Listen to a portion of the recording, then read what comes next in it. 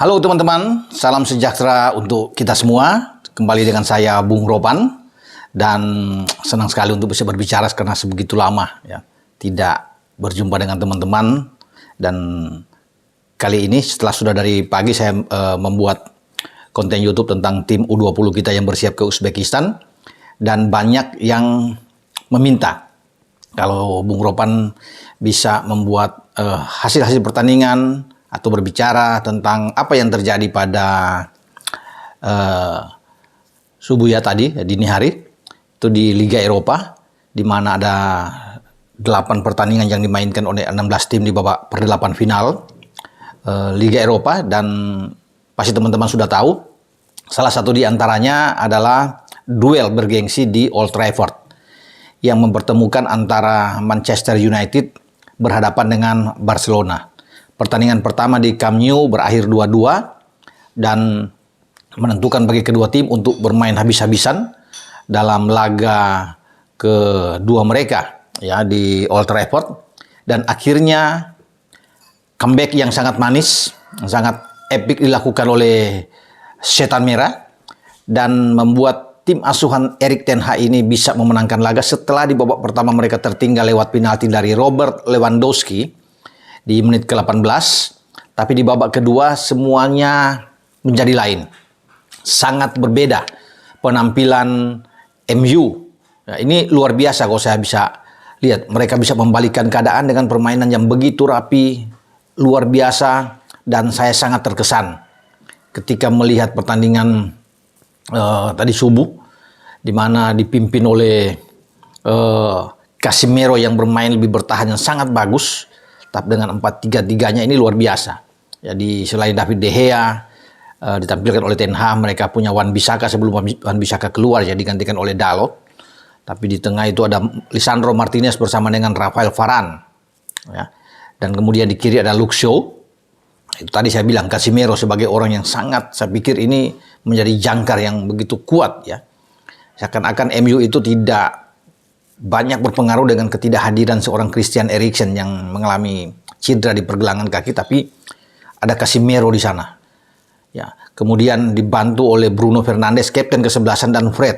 Ini menjadi kunci kekuatan mereka. Di samping di babak kedua sebelum ada perubahan, masih ada Jadon Sancho di sana ya yang bermain, kemudian Marcus Rashford juga ikut bermain. Jadi ini satu kombinasi yang sangat bagus lah apa yang ditampilkan oleh Ten Hag. Dan memang benar penampilan di babak kedua ini saya pikir menjadi satu hal yang sangat baik ketika mereka membalikan keadaan dari tertinggal 1-0 menjadi 2-1 dengan 2 gol yang diciptakan oleh Fred dan kemudian oleh Anthony yang masuk di babak kedua. Nah, perubahan yang dilakukan oleh Ten Hag ini ketika Garnacho masuk, kemudian Anthony juga ikut dimainkan. Ini yang membuat bahwa alur serangan bagi MU itu berjalan dengan sangat bagus ya.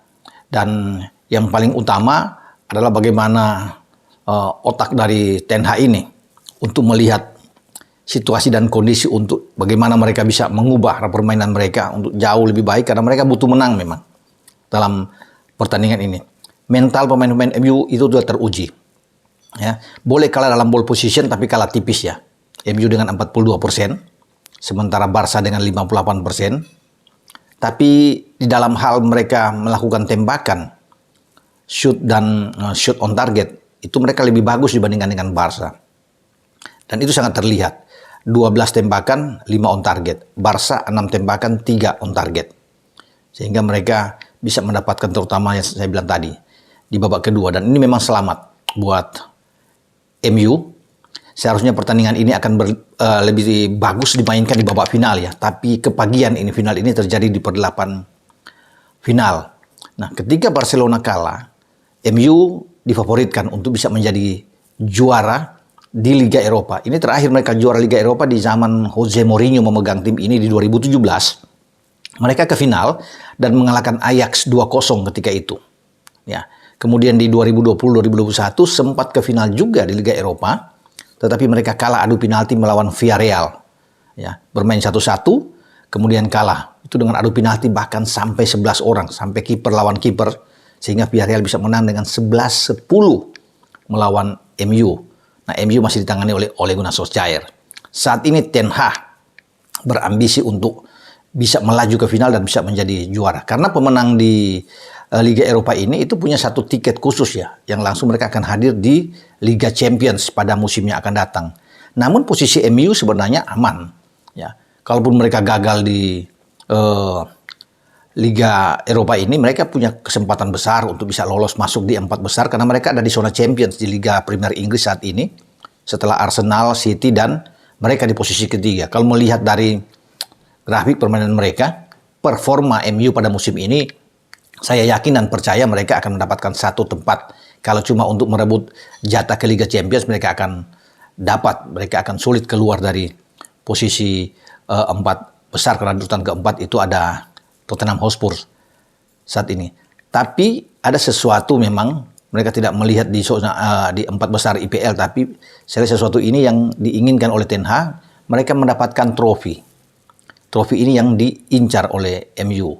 Selain tentunya di Piala Carabao ya, yang mereka akan nanti mainkan pada tanggal 28 bulan ini kalau tidak salah, lawan Newcastle. Tetapi di Liga Eropa ini penting, karena MU baru 1 kali juara di Liga Eropa yang saya sebut tadi.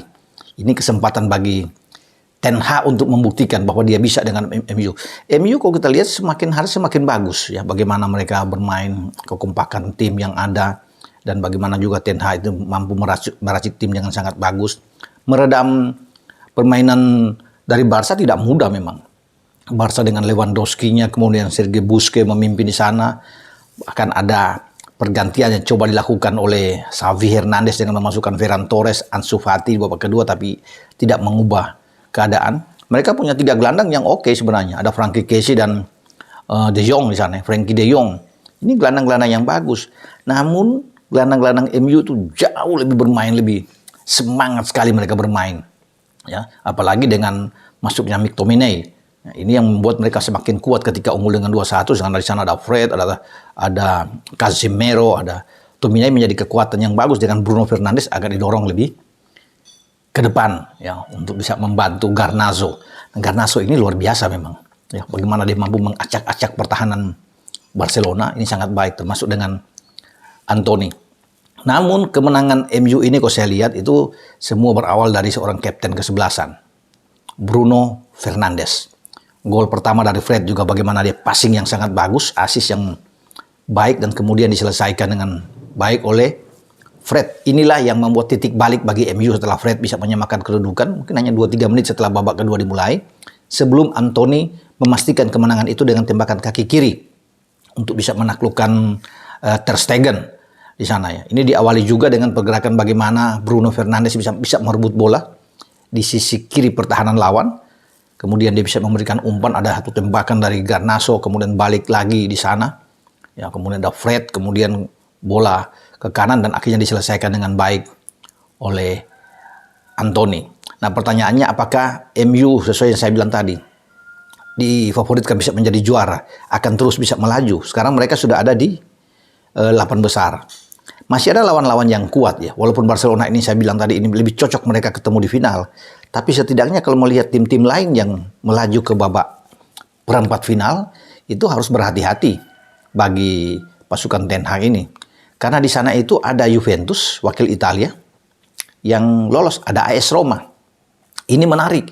Saya berharap bahwa salah satu di antara Roma dan Juventus ini bisa ke final dan bertemu dengan MU. Dan ini menjadi final ideal kalau bisa melihat. Apalagi kalau Roma yang ke final, karena di sana ada Jose Mourinho, pelatih terakhir MU yang mempersembahkan trofi di Liga Eropa. Dan ini akan menjadi suatu kenangan ya, indah bagi Mourinho ketika dia akan bersanding dengan klub yang ditangani Roma, bertarung dengan mantan klubnya yang dia persembahkan trofi Liga Eropa, MU, kalau ini kesampaian.